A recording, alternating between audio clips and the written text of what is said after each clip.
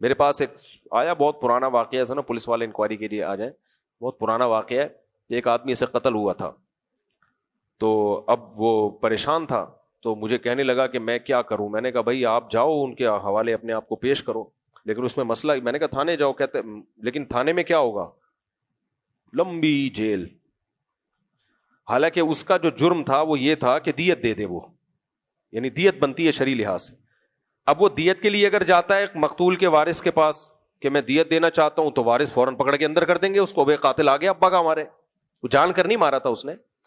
تو ایسے موقع پہ پھر قانون کا کو نہیں بتایا جا سکتا, کیونکہ قانون پھر بعض دفعہ زیادتی کرتا ہے, یا جو مقتول کے وارثین ہیں وہ زیادتی پہ آ جاتے ہیں, جتنا حق بنتا ہے اتنا نہیں لیتے.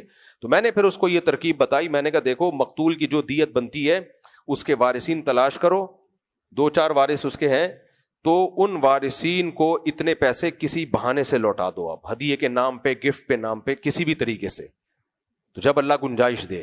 تو یہ ہیلے بتائے جاتے ہیں, کیونکہ جتنی سزا بنتی ہے اس سے زیادہ نہ ملے. تو موسیٰ علیہ السلام سے اگر ناحق قتل ہوا تھا, یہ قتل خطا ہے, تو اس میں یا تو دیت ہوگی یا معافی ہوگی, مقتول کے وارثین معاف کر دیں.